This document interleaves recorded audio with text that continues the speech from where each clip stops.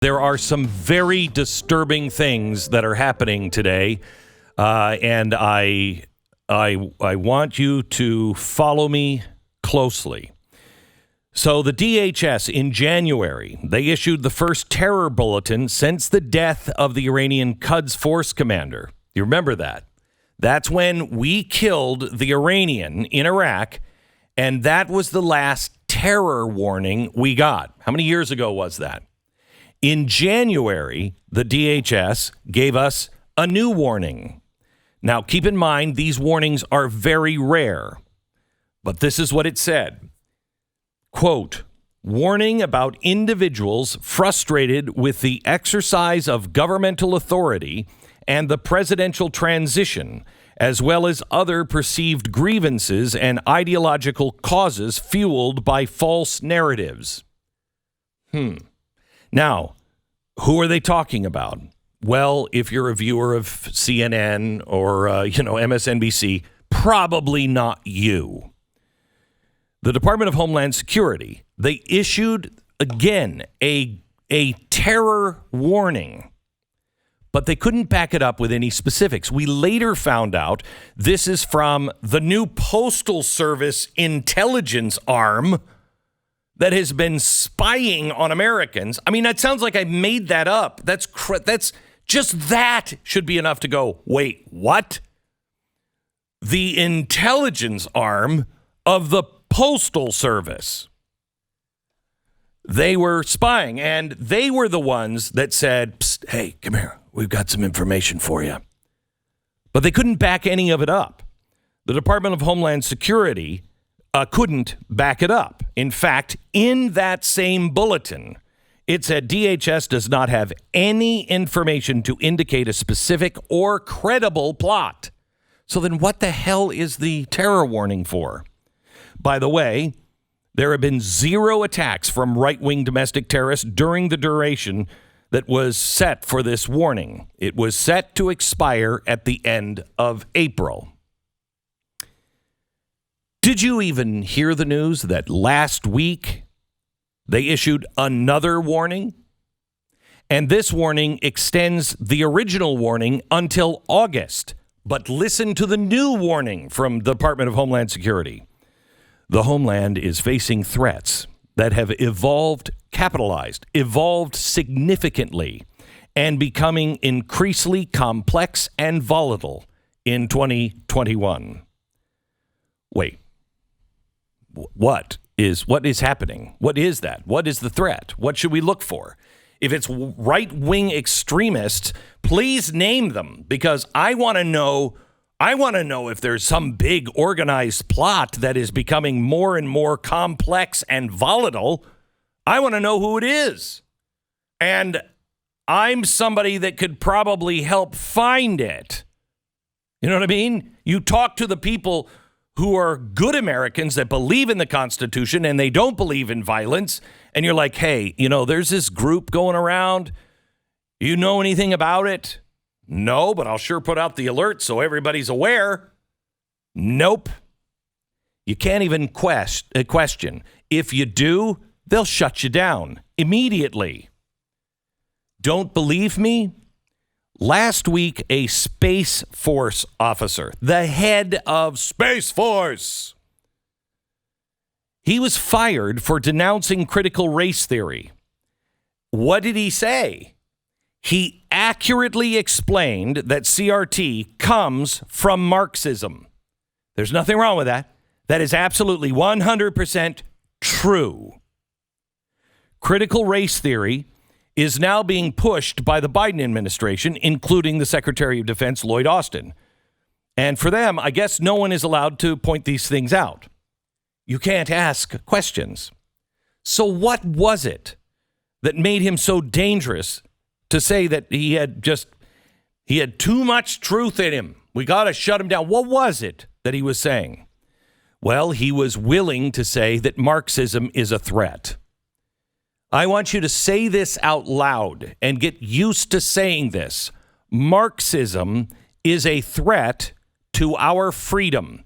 I know that didn't used to be controversial at all in seeing that Marxism is set up to destroy the free world. Marxism is a threat. He also called out Lloyd Austin for issuing the stand-down order for the military to find all those right-wing extremists. And then he said something I haven't heard reported anywhere.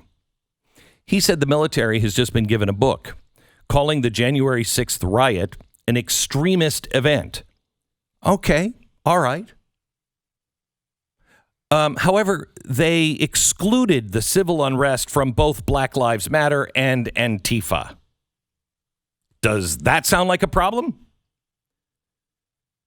Apparently, believing in the Constitution, being a conservative, is enough to have you labeled as an extremist. Now, I'm not making an excuse for the people who did violently break in, were causing mayhem and trouble, and were putting their feet up on the desks.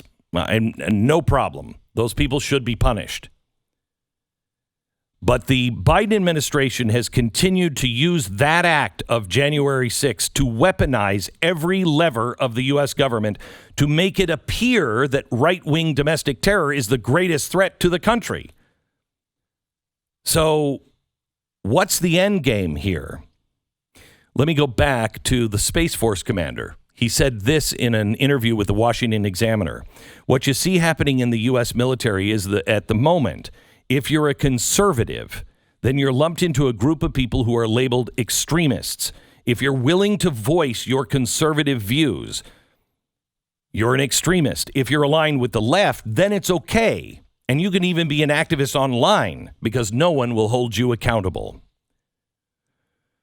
All right. Conservatives, constitutionalists.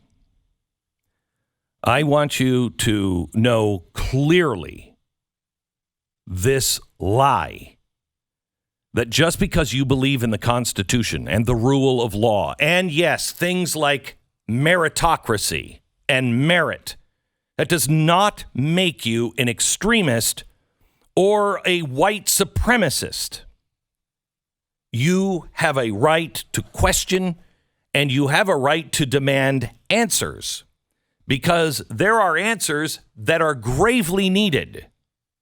Why are the people that were involved in the January 6th riot being treated like prisoners in Guantanamo?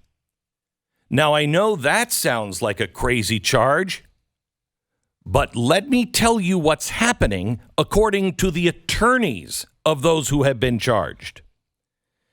Last month, the lead prosecutor investigating the January 6th riot left the Justice Department unexplained and suddenly. So the word is that this person who left the Justice Department was so disgusted by what the Justice Department was doing that they quit. Please, if you are in a place of authority, do not quit. If you do quit, hold a press conference immediately. Call every single non-corporate media outlet and tell the truth. Quitting isn't enough. By the way, did you know that a judge overseeing the investigation lambasted the DOJ for giving interviews to the media? The judge said, quote, "These type of statements in the media have the potential to affect the jury pool and the rights of these defendants." The prosecutor in question is Michael Sherwin. Listen to what he said in this interview. After the 6th, we had an inauguration on the 20th. So I wanted to ensure, and our office wanted to ensure, that there was shock and awe that we could charge as many people as possible before the 20th. And it worked because we saw through media posts that people were afraid to come back to D.C. because they're like, if we go there, we're going to get charged. So hold it just a second. So the Justice Department wanted to arrest as many people as they could in a shock and awe to send the message that if you come to Washington, D.C., you're going to get arrested.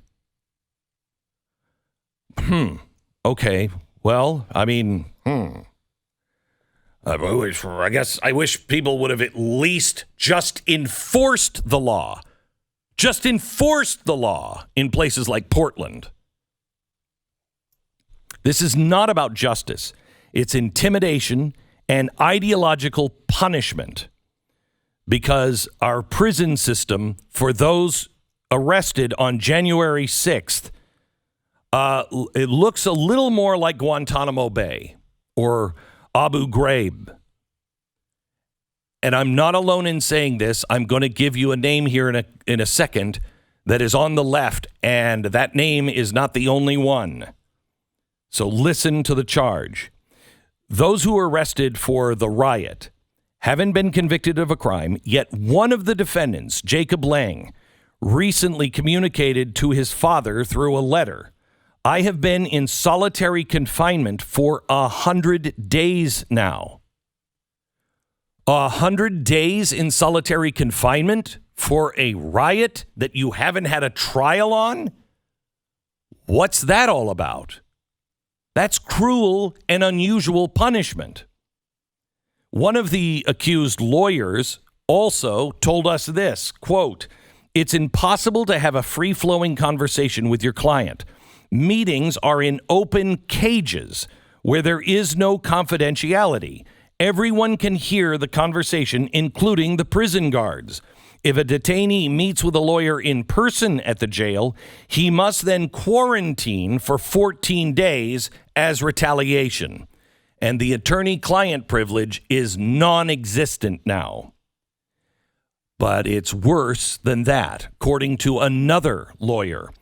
One detainee said he was zip-tied and beaten by prison guards. The skin, quoting, "was ripped from his wrists. His nose was broken and his jaw was dislocated." Is this a gulag? Is this Siberia? Or is this Washington, D.C. and the United States of America?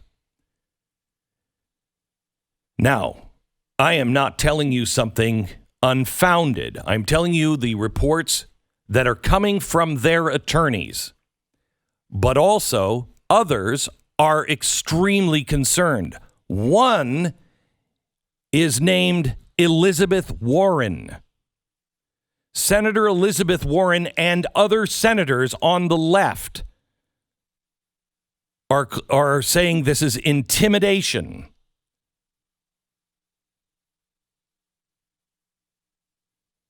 They're demanding answers. Why isn't anyone else? By the way, have you heard the phrase armed insurrection when they talk about January 6th? Armed insurrection. They say that all the time. It was an armed insurrection. I'm going to play some audio from Senator Ron Johnson to FBI Assistant Director for Counterterrorism Jill Sanborn. He said, armed insurrection. Can you tell me a little bit about that? Wait until you hear this.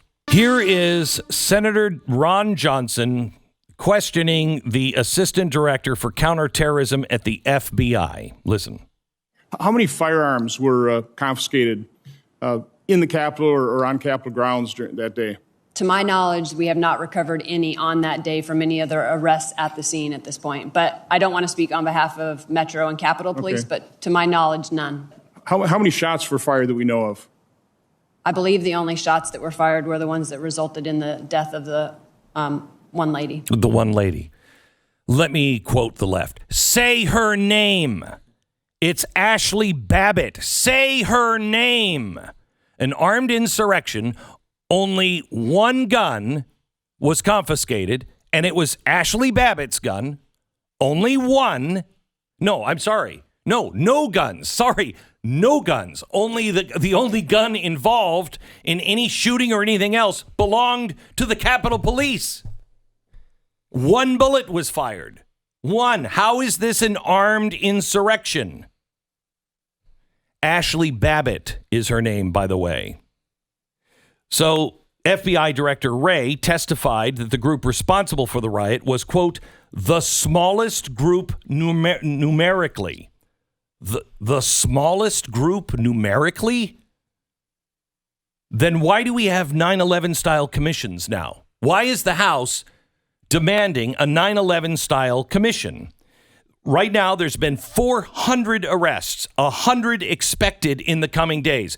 Did you know that they are not even using the FISA courts? If you were in D.C. on January 6th, your phone records, your GPS stats are in the hands of the federal government. You didn't have to be charged with anything. All you had to be was in Washington, D.C. on January 6th. They're looking through all phone records. They don't have a constitutional right to do that. You can't do that. So we have 400 arrests, another 100 expected in the coming days. Why is there a commission on this? Do you remember when Black Lives Matter set fire to the Capitol last summer? 0 commissions were called for. But maybe it was a Capitol, the Capitol building. That was it. Well, no. The leftist Weather Underground, they bombed the Capitol building in 1971. How many commissions, Stu, did they have for that? 0. An offshoot of the Weather Underground, 1983, bombed the Capitol. How many commissions?